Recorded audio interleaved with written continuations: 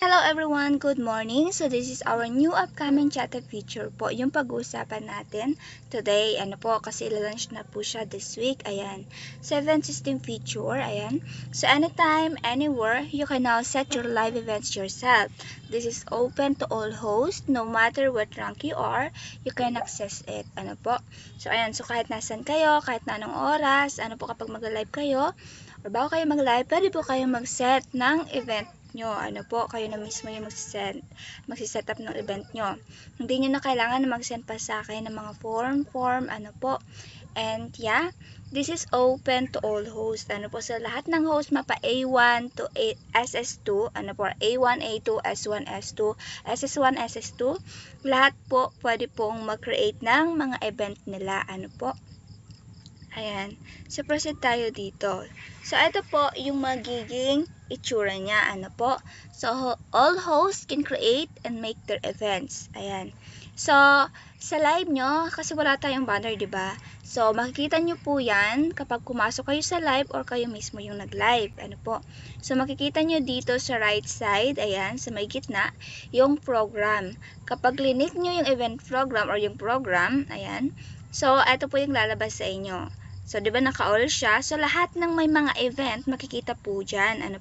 Kaya maganda na meron kayong mga event kasi the more na marami kayong event, the more din na makikita dyan yung mga event nyo. Ng mga user natin or kahit ng sino mang gumagamit ng Chata.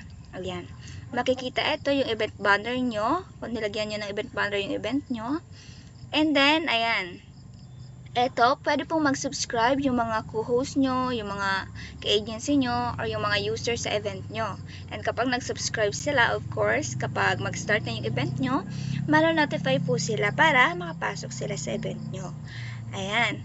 So, as host, ayan, so pwede nyong i-click yung create an event. So, eto, kapag mag-create kayo ng event, eto po yung i-click nyo yung create events. Ayan. So, kapag click nyo yung create events, eto po yung lalabas sa inyo. So, event name, of course, ano yung pangalan ng event nyo? Start time and end time, anong oras magsisimula? Ending time, anong oras magtatapos? So, dapat tama yung oras na ilalagay nyo dyan. Kasi kapag tapos na yung oras, of course, mag-end na din po yung event nyo. So, kung nasendan kayo ng gift after na nung event nyo, of course, hindi na siya makakount. Kaya dapat sa oras po ng event nyo kayo mabigyan ng gift para makapasok siya dun sa target nyo. And then your event rules. Ano ba yung rules ng event nyo or description? And then your event banners. Kung may, yung ganito, yung banner.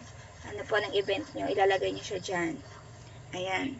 So, eto, lahat ng event po, andyan siya, guys. Andyan yung pangalan nyo, yung Chata ID nyo, yung pangalan ng event nyo, and then yung rules or description ng event nyo, So, ayan. So, scroll down lang nila yan. Lahat na may mga event makikita po dyan. So, yun. Ano naman klase mga event ang pwede nyong ipa-event? So, mga simple lang. It's either yung mga katuwaan, diba? Singing, jamming with friends, diba? Singing with friends, dancing with friends. Ano pa ba? Yung mga mini gameplay, diba? Spelling bee, guess the what's in the box, guess the song or guess the lyrics. Ano pa? Bato ba topic, Pinoy Hinyo. Ano pa ba? Happy Hooray. Ano pa ba? Basta yung mga simpleng mga palaro. Pwede na yun, guys. It's considered an event. May katuwaan kayo sa room nyo, diba? Yung simple mga challenge, mga pa-challenge, diba? Or interacting with users, it's an event. So, pwede nyo i-turn on yung event kapag ganun yung mga, kung gusto nyo content sa live nyo. Para at least, diba, masaya na kayo, and then, may event na kayo, plus, andun yung chance na mahit nyo yung target, and then you can earn extra bonus. So, yun. Plus, andito pa kayo. Ayan. Makikita dyan yung event nyo, which is lahat ng mga users pwede pong makapasok sa live nyo kapag nag-subscribe sila. Kasi mananotify sila. Ayan. So, ayan. So, again, dito yung event name. Ulitin ko. Yung pangalan ng event nyo, anong oras magsisimula, start time, ending time, anong oras magtatapos. Yung event rules, ano yung rules ng event nyo or description, and then, ano yung event banner nyo, And then, click nyo yung create, of course, para ma-create po siya. Ano po? And then, kapag na-create nyo na yan, dito nyo po yan makikita sa my events. Ano po? So, ito naman, ano naman yung ibig sabihin ng question mark na to? At itong data. Ano po? So, ito yan. Kapag linik nyo itong data, ayan, makikita nyo dyan yung record po or progress ng event nyo. Ano po? So, events data, ayan. As you can see. So, eto, makikita mo dito yung mga nakarang event mo. Ano, yung data record. Ilan yung naging income mo, ano po, nung nakarang event mo, mga nakarang event mo, ano yung rank mo nun, ilan ang gifter mo, and then, ilan yung nag-stay for at least 5 minutes sa event mo. Ano po, so, andyan yung mga past event record. And then, eto naman yung current rank for the events held, or yung di ba, nagpapa-event ka. So, matatrack mo po yung event mo. Ano po? Kung ano na ba ang current rank ng event mo na yon, di ba? Kasi di ba magtatanong kayo, ma'am, paano namin mamomonitor yung event namin? Kung na-hit na ba namin yung target, ano po, or hindi pa, or nakamagkano na ba kami? Or nakamagkano na ako, ano po? So, yun, di ba, tatanungin nyo ako niyan. So, ito po yun, ano po. So, makikita nyo din mismo yung current event nyo, ano po, yung progress bar ng current event nyo. Ayan.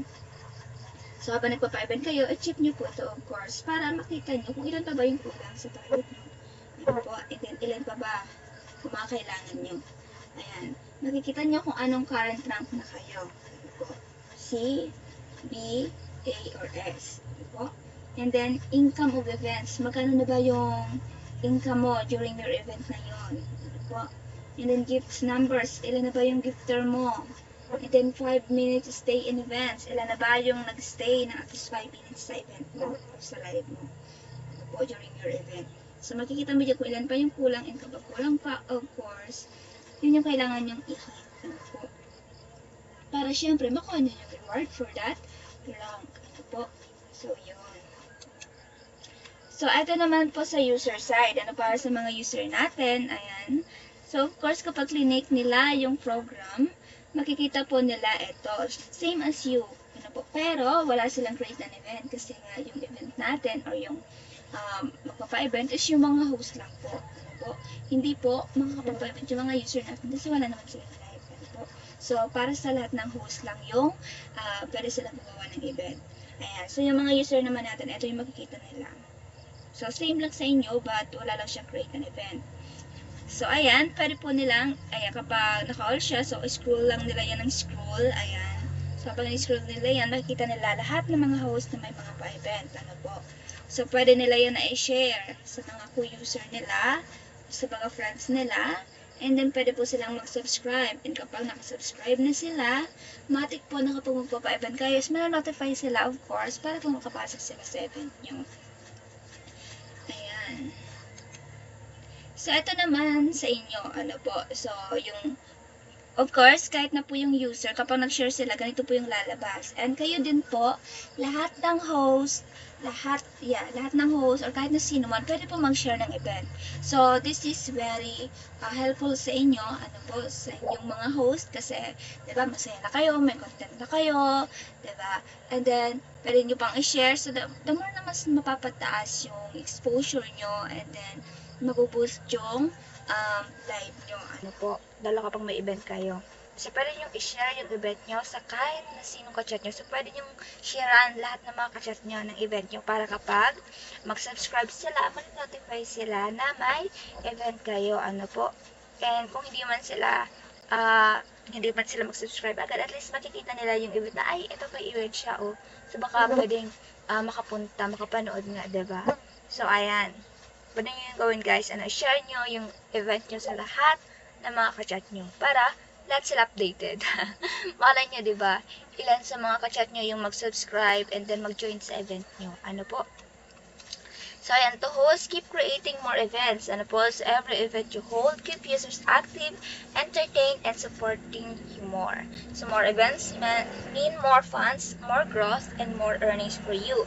So, keep going. Your presence makes the platform alive. Ano po, so para sa lahat ng host natin, ayan, keep lang po, patuloy lang po tayong gumawa ng maraming event kasi bawat event po na hinuhold nyo is, of course, napapanatiling active yung mga user natin, natutuwa sila, na-entertain sila, and of course, the more din po na isusupport nila kayo. Why? Kasi po, na-appreciate nila yung effort nyo sa paggawa ng mga events or ng contents. Ano po? So, ayan. So, more events, ano po, means more funds. Kasi the more po na may mga event kayo, of course, marami yung hahanga sa inyo. And then, more growth din para sa inyo. And more earnings for you. Kasi, the more na ginagawa nyo yun, the more na mas maraming user, yung ma-appreciate yung effort nyo. And of course, by appreciating your effort, syempre, papalitan nila yon in exchange of gift para sa inyo. Diba? Kasi gift lang naman yung way dito sa Chata para maipakita nila yung suporta nila or appreciation nila sa inyo. Ano po? So, yun. So, this is a very big help, guys. So, kaya sana yung mga host natin, ano po, mapa-A1 ka man, A2, S1, S2, SS1, SS2, diba? So, lahat po open to sa inyo. Ano po, especially sa mga tapos natin, mas maganda na mag-event kayo na mag-event. Kasi, diba, marami na kayong gifters. So, possible na mas malaki yung kikitain nyo kapag ito yung ginawa nyo. Diba? Kasi may mga bonuses pa kayong matatanggap. Ano po? Ayan. So, ito naman yung ranking and rewards natin. So, yan yung label. Yung nakikita nyo sa kanina, diba? So, label C, yung pinakamababa. Label B, A, and S. Yung pinakamataas. Ano po? So, sa label C tayo mag-start. Sa label C, ayan, ang target nyo lang is at least 10k, diba? Sobrang baba lang yan, guys. 10,000 diamonds. Ano po? Na gift sa inyo mismo. So, gifters in the room, at least 8 gifters. Ano po? And then, user watching 5 minutes, hindi naman kailangan na magstay ng talagang hanggang sa magtapos andun yung user, diba? Magstay, panoorin kayo, hindi. At least 5 minutes sila magstay, makakat na po sila as one valid user viewers. Ano po? And then, rewards, of course, $1 plus title serum. Ano po? So, ayan. So, diba, mahit nyo lang to, meron na agad kayong $1, diba? Pero kung na-hit nyo to, hindi kayo naka-event, of course, wala kayo makuha $1. Kaya mas maganda na i-open nyo yung event nyo kasi basta naka-open yung event nyo, ano po, during your event, binigyan kayo ng gift, tapos na-hit nyo yung mga target na to, makukuha nyo to. Ano po? Pero kung hindi nyo ka-open yung event nyo, of course, hindi nyo yan makukuha. Ano po? Kasi normal lang yung live nyo.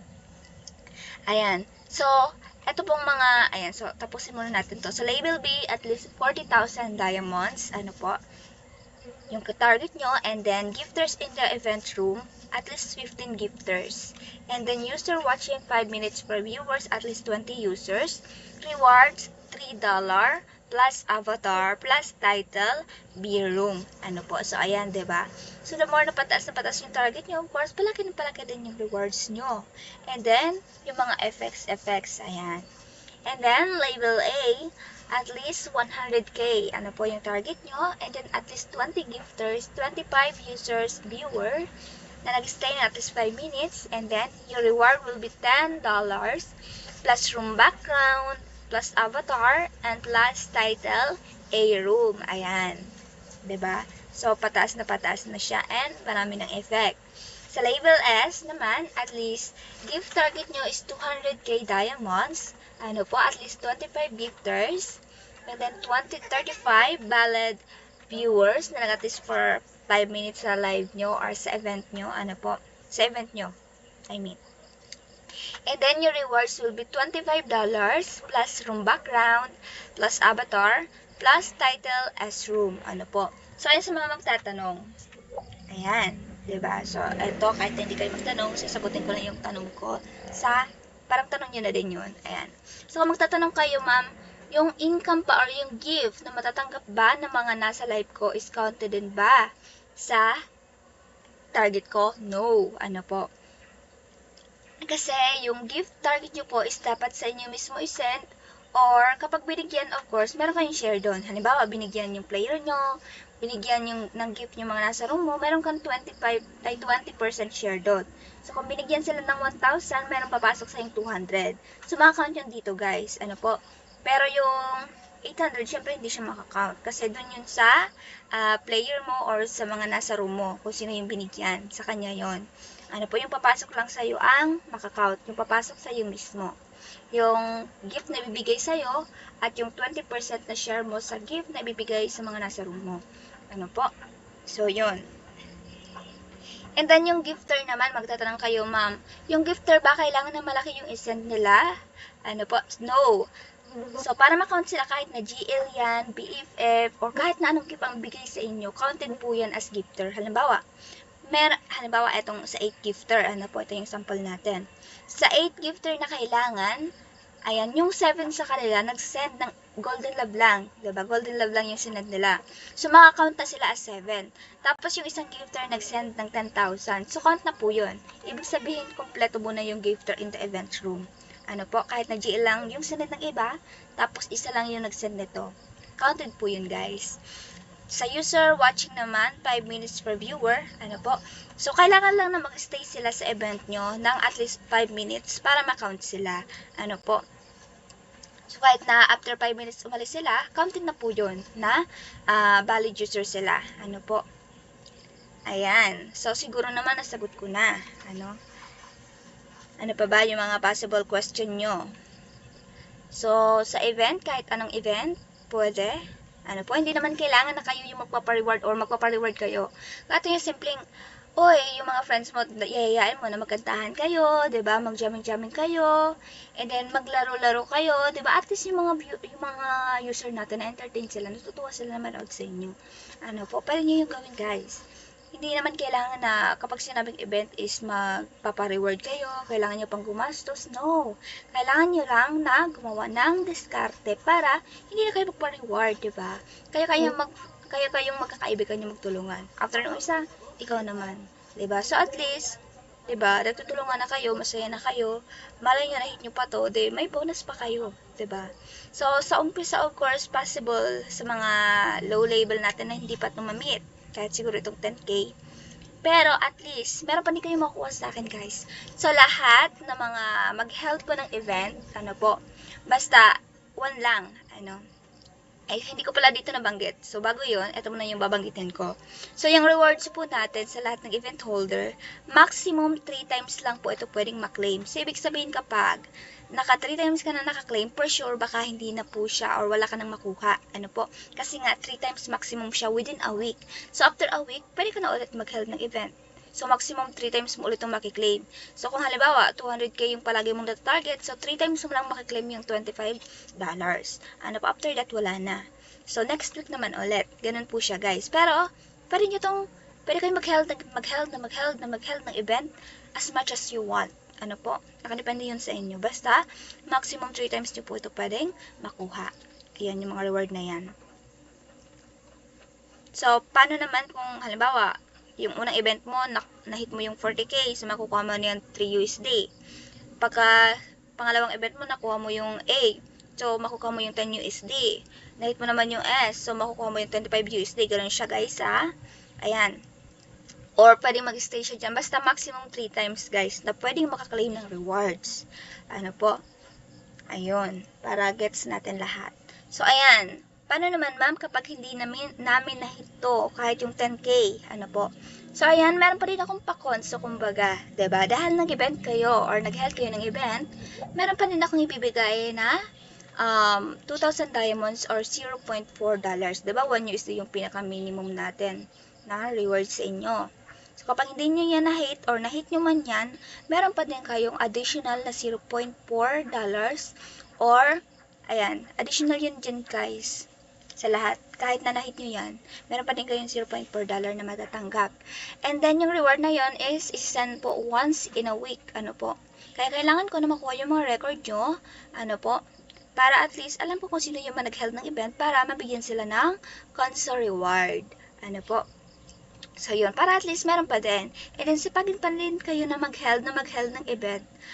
Pero yung reward ko naman na yun is once lang siya. Basta magpa-event lang kayo kahit isang beses meron na kayo makukuha. Kasi one time lang naman yun per person. 0.4 per person a week. So, yun. Sa mga mag-held ng event. Kaya yung mga A1 dyan, A2, S1, S2, diba? So, gawin nyo yun. Kasi, diba, sayang din yun. Hindi nyo na yun i-grind. Diba? I-ask sa user. Diba? So, yun. Push lang. Kasi, ginawa namin yun or naisipan ko na gawin yun kasi nga, very big help yan sa inyo. At least, kahit na hindi nyo yan na-hit, hindi kayo madidisappoint kasi meron pa din kayong makukuha, 'di ba? And then, matututunan nyo. And time will come na kapag natuto na kayo, mahit nyo din yan. Malay nyo, ito pa yung mahit nyo. 'Di ba? So, malaki na yung kikitain nyo. Ano po? So, at least, nag-effort kayo, so meron pa din kayong makukuha reward. Ano po? Ayan. So, para naman sa mga katanungan nyo about sa event natin, so sa akin po kayo makikipag-coordinate. Ano po, BT Admin Isabel. Ayan po yung messenger ko. Ano po, pa rin akong kasapin dyan, pero dyan, sobrang dami talaga nagme-message. Kaya, please be patient po sa pag-wait. Ano po. Pero mas madali, kung sa Telegram nyo ako mismo ay may message. Ano po. Ayan. Para ma-assist ko po kayo. And then, of course, please kindly join po sa specific group natin for this event para ma-update po kayo. And then, pwede nyo din na-raise yung concern nyo directly po sa group natin para mas madali kayong ma-responsan. Ano po? Ayan. So, ano pa ba yung mga possible question? So, yun guys. Ano po? So, yun yung mga siguro naman naintindihan nyo po lahat. So, yun lang naman for today's video. And sana po naintindihan po natin. And para sa mga agency natin, please encourage your host to join this event. Kasi kahit na hindi nila may yung 10K, at least, diba, matututo sila. And then, meron din silang makukuha. Kahit na papano, diba? Yung 2,000 diamonds. Ano po, once in a week. Kahit na one time lang sila magaling ng event. Basta, ang goal natin is matuto sila para soon, kikita din sila. Ano po? So, yun yung pinaka-goal natin dito. Hindi naman natin goal na talagang may tune agad-agad. Kasi, diba, especially sa mga low level natin. Pero yung mga high level, for sure, gorang-gorang nila yan. Kayang-kaya nila yan. Diba? Kasi, may mga gifter na sila. Pero sa mga newbie natin, encourage them para at least matuto na sila habang maaga pa. Ano po? So, yun lang naman, guys. So, sa mga mag-chat sa messenger ko, ayan, kung hindi nyo ko ma-message, ayan, andyan na din yan sa bio ko. So, mag-comment kayo sa post para ma-notify ako. And then, yun, ma-notice ko kayo. Ano po? And then, of course, ayun nga, please be patient. Kasi sobrang dami talaga. Andyan lahat. Ayan. So, yun lang naman po yung pag-usapan natin for today. And sana po naintindihan nyo lahat. And kung may mga katanungan po talaga kayo din, don't be shy na mag-message sa messenger ko or sa telegram po. Ano, ito yung telegram username ko. I-search nyo lang yan. Then, lalabas po yung account ko. Ano po? So, ako lang naman yan. Mag-isa sa telegram. So, yun lang naman po. And thank you so much. So, sana magpa-event kayo na magpa-event. Ano po? Thank you. Bye-bye.